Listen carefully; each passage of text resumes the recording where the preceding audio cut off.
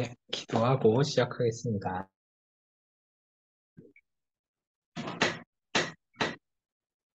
할게요.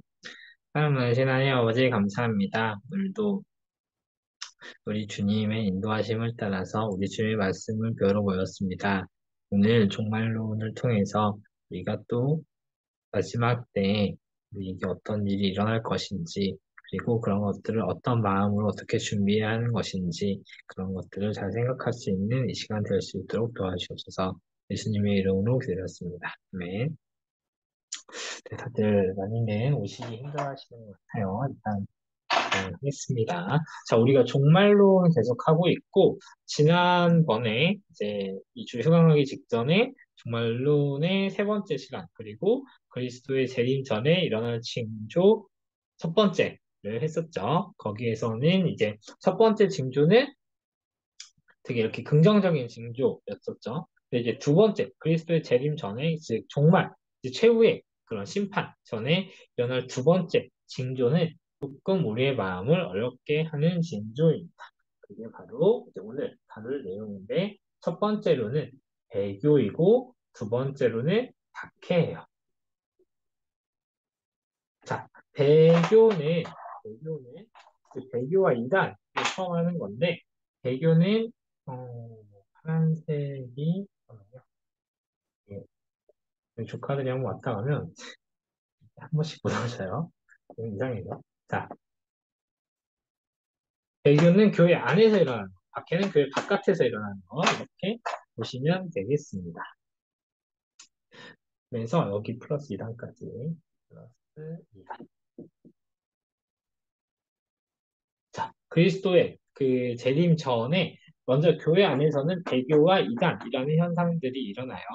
그래서 거짓 그리스도와 거짓 선지자들 일어나고 일어나는 게 이제 예수님의 말씀이었어요. 그러니까 이런 배교와 이단, 잠깐만 다시 정리하면은 오늘은 이 배교와 이단, 그 박해가 성경에서 어떻게 예언되고 있는지를 보겠습니다. 첫 번째로는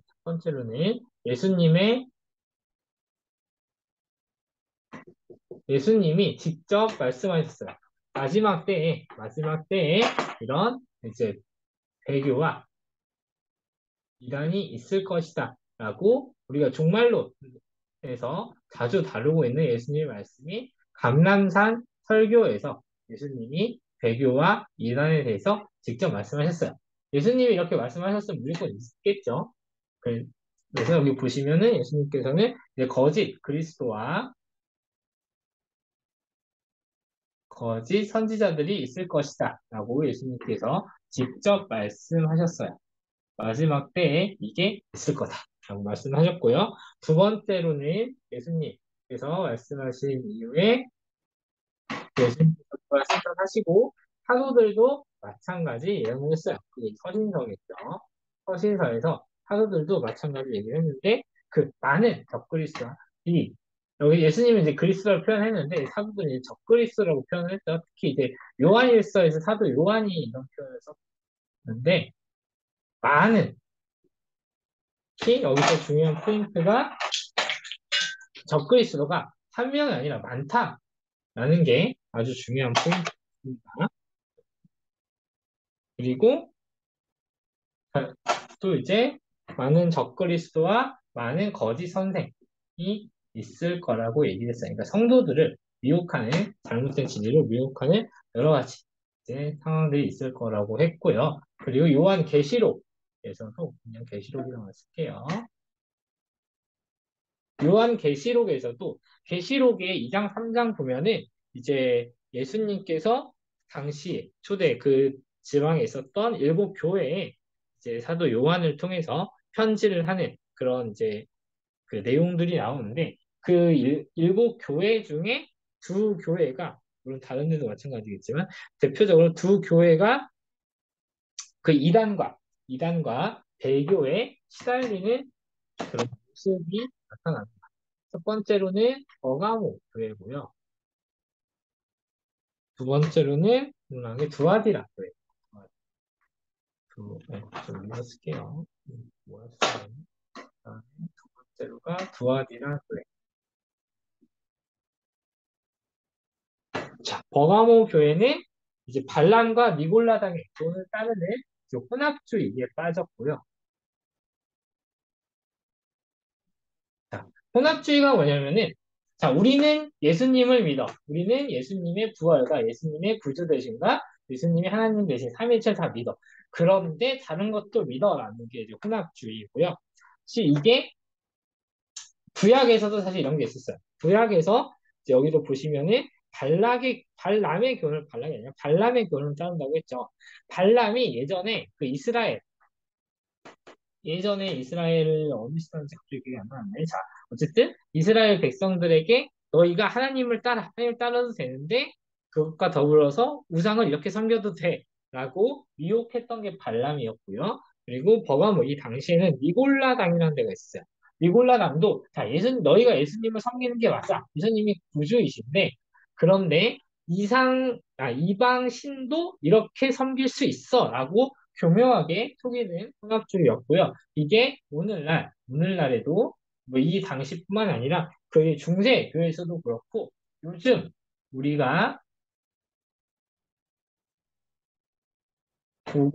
우리 현 시대에 살고 있는 우리 지금에도 자유주의 신학 그리고 일부 왜곡된 복음주의 신학도 경계해야 될 대상 중에 하나입니다. 사실 제가 일부라고 쓴 이유는 조금 조심스러워서요. 사실 오늘 우리 고지에서는 이 일부란 표현이 없어요. 그냥 자유주의와 복음주의, 또 혼합주의다라고 말을 하고 있는데 자유주의가 뭐냐면 정통 신앙에다가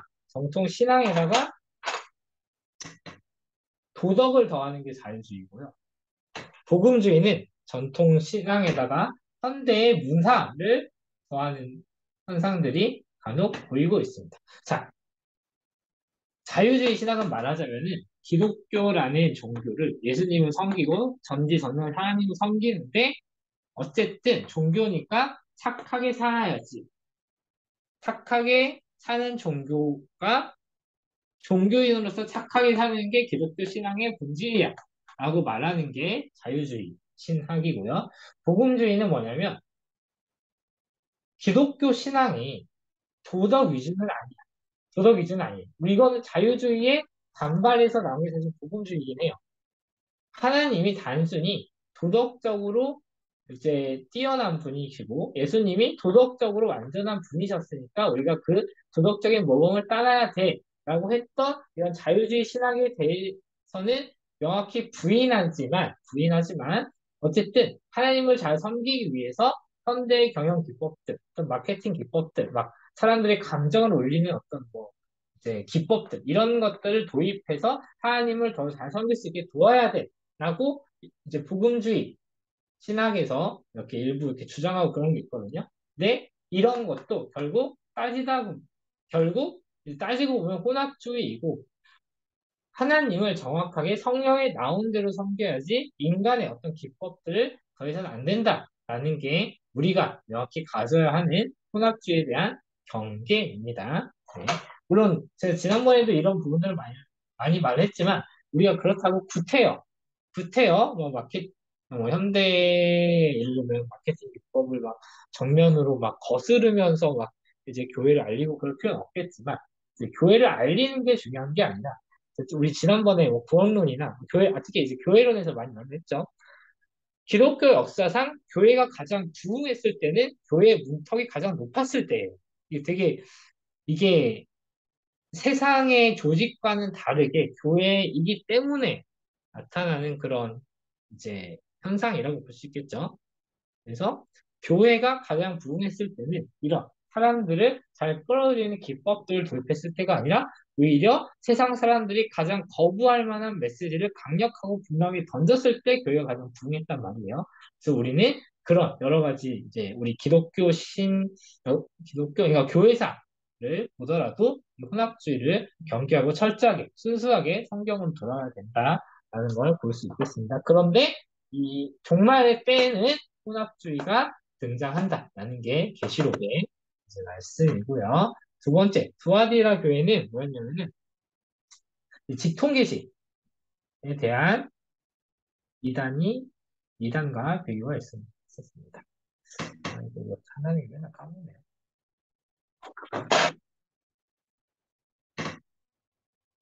아, 두 번째는 한 번째는 통계시.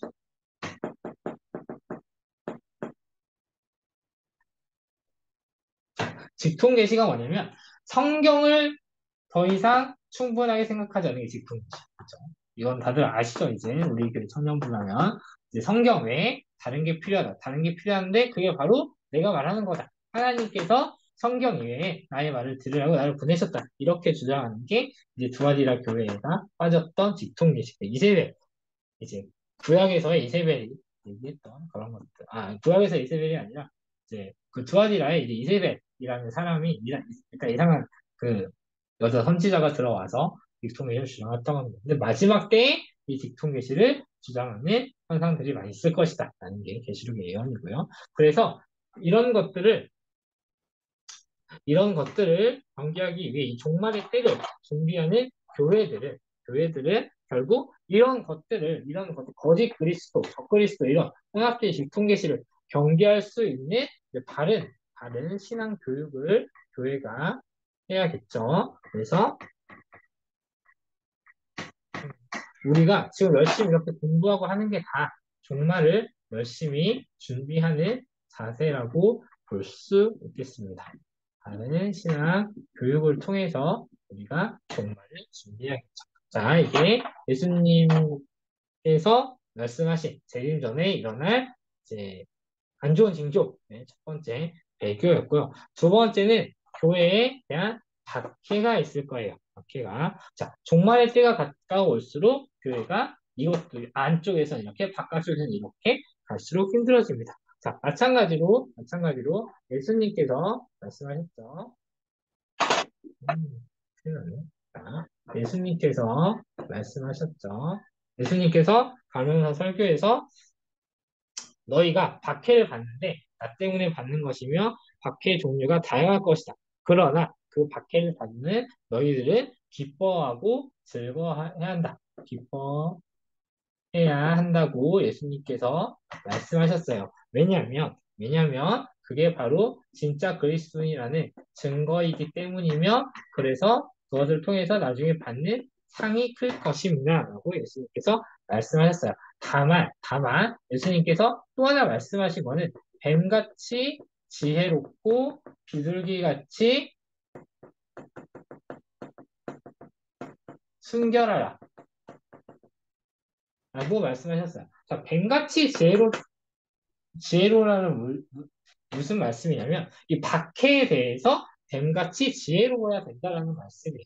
물론 이 박해라는 게 우리가 기뻐해야 하는 거고 참 그리스도는 증거가 될 수 있지만 우리가 구태여 일부러 박해를 받을 필요는 없다라는 게 뱀같이 지혜로워야 한다라는 말씀이에요. 그래서 물론 이제 우리에게 부당하게 요구되는 것들에 대해서 우리가 비둘기같이 순결하게 신앙을 지킬 필요가 있겠지만 어쨌든 뱀같이 지혜롭게 그 박해를 받지 않고도 예수님의 복음을 이제 더 지혜롭게 전할 수 있는 방법을 고민해야 된다는 게 예수님의 말씀이었습니다. 그리고 그 다음에 사도행전과 서신서에서 사도들이 겪었던 그리고 사도들이 말했던 박해들이 여러 가지가 있죠. 그래서 실제로 이제 여러 가지 박해가 있었지만 마지막으로 가장 큰 박해, 순교를 있었던 거고, 순교. 그 박해의 결정은 순교였죠. 우리가 알고 있는 초대교회의 사도들도 순교가 많았고요. 예를 들면은 뭐 스데반, 야고보 뭐 이런 스데반 일사님이나 야고보 다 순교했죠. 그리고 성경에는 안 나왔지만 뭐 기록상 베드로도 순교를 했고요. 그런 여러 가지 박해들이 있는 그리고 있을 종말의 때에 있는 그런 박해의 모습들이 사도행전에서 나타나고 있습니다. 자, 그리고 그 다음에 이제 요한계시록에서도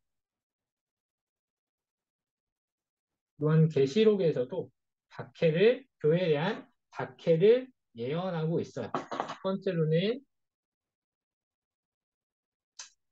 첫 번째, 이것도 이제 처음에 계시록 2장에서 3장에서 나오는 일곱 교회 중에 하나로 서머나 교회라는 게 나오는데요. 서머나 교회.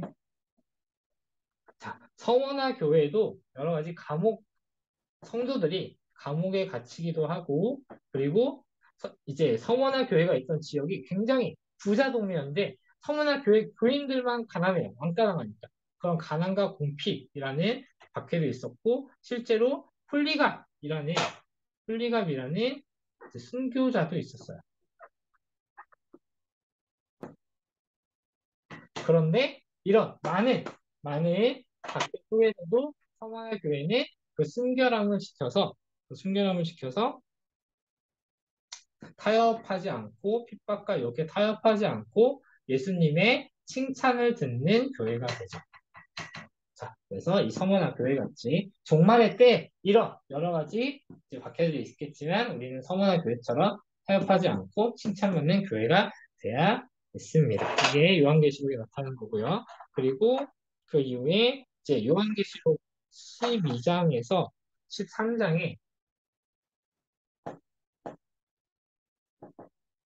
뭐지? 그 악의 삼위일체 비유가 나오는데요. 여기서 이제 붉은 용을 위시하여 바다에서 올라온 짐승, 땅에서 이제 올라온 짐승, 뭐 이제 이렇게 이런 짐승들에 의해서 박해가 일어납니다.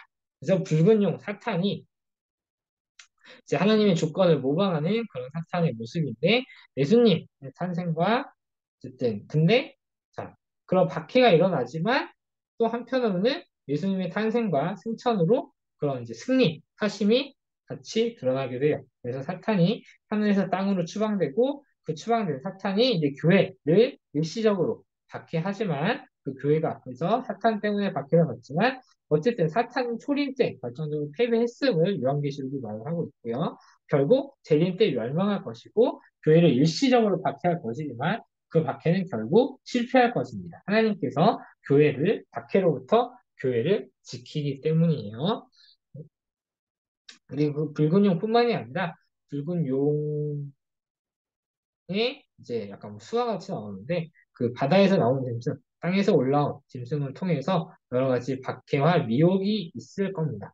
이제 특히 바다에서 나온 짐승은 로마 제국을 모델로 해서 교회를 박해하는 국가나 국가 통치자들에 대한 어떤 상징, 이제 박해의 모습이고요. 땅에서 올라온 짐승은 이제 거짓, 이제 신격화를 조장하는 종교나 이념을 전파하는 그런 이제 미혹의 모습들이 나오는데 이런 박해에도 불구하고 미혹과 박해에도 불구하고 교회는 결국 승리할 것이다. 마지막 때에 박해가 있을 것이지만 교회는 승리할 것이다. 라는 게 이제 예수님께서 말씀하신 성경에 나오는 그 예수님 재림 전에 일어날 징조입니다. 네, 그러면은 오늘 결제는 여기까지고요. 책 읽는 시간은 굳이 안 가져도 되겠죠. 자, 기도하고 오늘 이 시간 마치도록 하겠습니다. 기도할게요. 사랑하신 하나님 아버지 감사합니다. 오늘 정말로 를 통하여서 교회가 예수님의 재림 전에 당할 박해와 그리고 배교에 대해서 배웠습니다. 우리가 이 모든 것들을 예수님의 말씀을 배움으로 하나님의 말씀을 단단히 붙잡음으로 잘 이겨낼 수 있게 해주시고 뱀같이 지혜롭고 비둘기같이 순결한 마음으로 예수님께서 오실 날을 잘 예비할 수 있는 저희 안양교회 교회 청년 될 수 있도록 도와주시옵소서. 이 모든 말씀 예수님의 이름으로 기도드렸습니다. 네. 여러분, 다음 주는 많은 분들이 오셔서 만났으면 좋겠네요. 수고하셨습니다.